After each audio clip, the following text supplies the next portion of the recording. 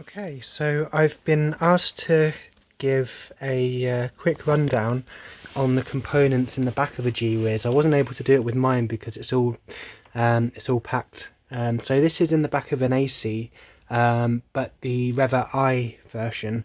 So in your normal AC, you won't have this fan just in here. This is only specific to the REVA I.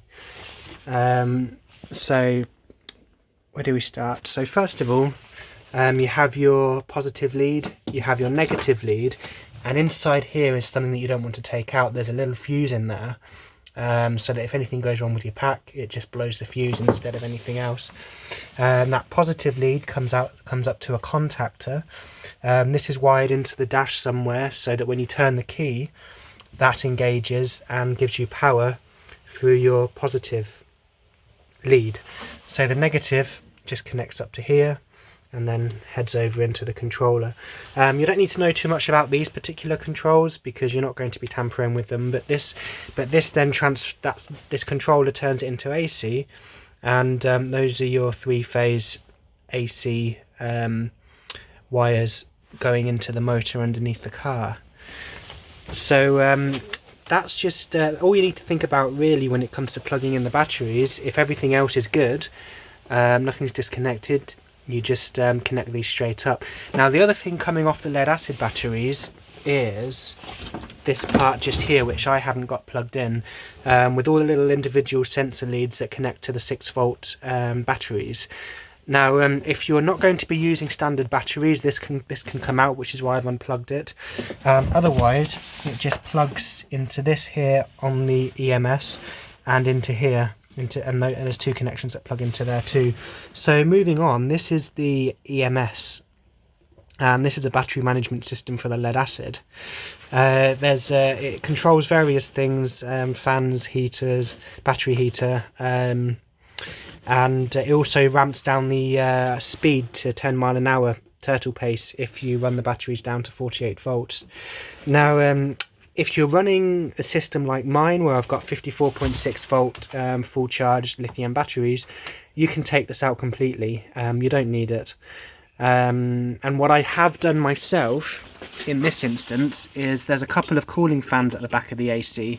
Now what you want to do is to trace that up to in here somewhere.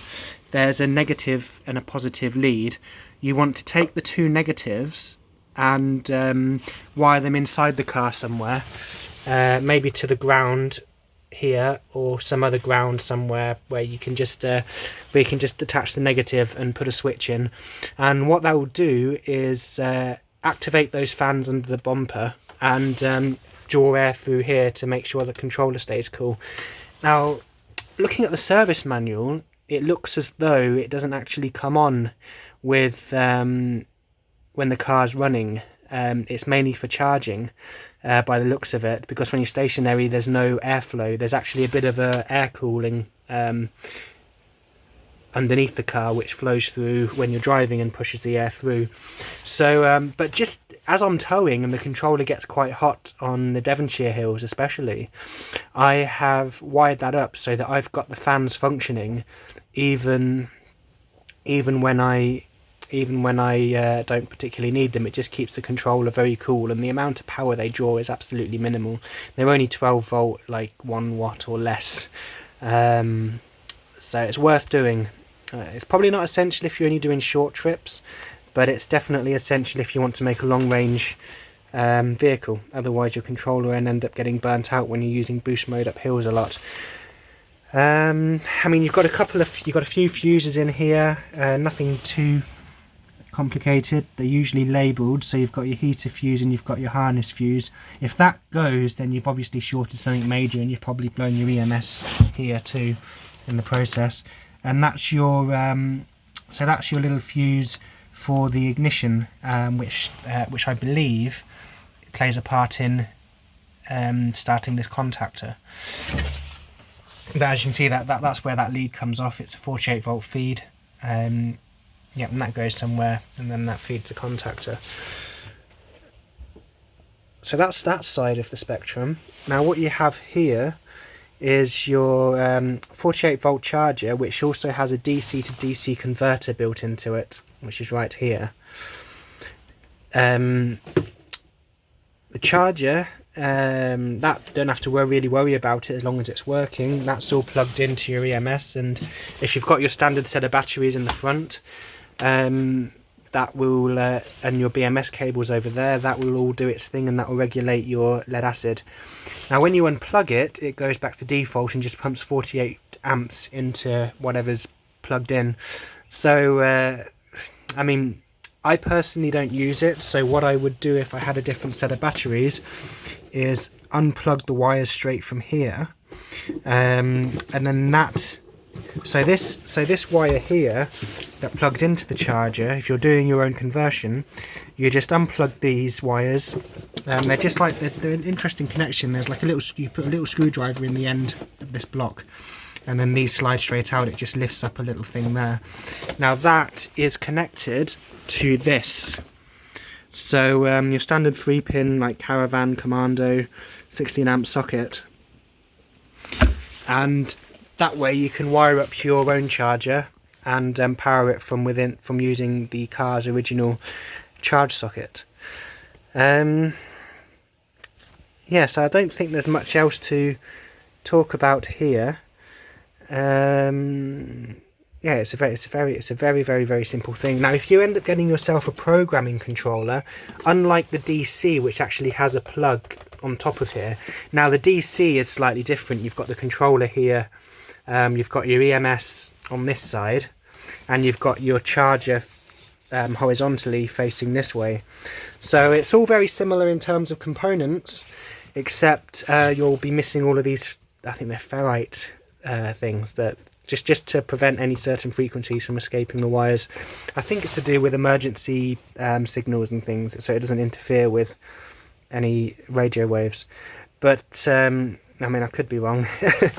But what you have in here, so if you're going to be needing to get into your controller settings, unlike the DC, which has a plug in there, this actually comes out of here and comes over here. So you just got to unplug this little thing, and you can plug your programming cable straight into that when you've taken this apart. I don't know if I can do it with one hand. Let's see. Can I do it with one hand? There you go. So that unplugs itself, and your programming cable, which you can pick up on eBay, will plug straight into that little thing, if I can get it to focus. There we are. And then you can go onto your software on the laptop and edit all your settings, which I wouldn't recommend with the AC because everything's been tuned a bit better. In the DC I pushed it too far, and I think these have generally been pushed to their limit in settings, so I wouldn't really want to tweak much. But as you can see, the board's in place now for putting the batteries on top. They're coming in the next few days, so I'll be working on that, putting them together and getting them hooked up to this car and getting this car running. And what we'll end up with is a separate BMS. So these are Mercedes Tesla modules that are going in here. So there'll be a nominal voltage of 58 volts. So in this case, I won't be removing the CMS, because what that will do, if anyone who buys the car, it will slow it down to a turtle pace at 48 volts, which is as low as you really want to go with a 58 volt setup. And what we've also going to do is put a 12 volt battery in this corner here and wire that up to this 12 volt connector here, so that when we're at 58 volts, the motor will run, but the dash won't, because the DC to DC converter doesn't kick in. So what that will do is just those 2 volts that we were over 56 volts, the DC DC converter works at 56. So that will plug into a 12 volt battery, and the converter, when it's running, will keep the 12 volt battery charged up. When the main batteries are full, the 12 volt battery will power the dash and make sure the car runs, make sure everything else works, like the indicators and all that, until it drops back below 56 volts. So there we go. There's just a quick rundown of the AC motor. Sorry, not AC motor, AC controls. So I hope that helps anyone that's looking to get in the back of one and do some tweaking.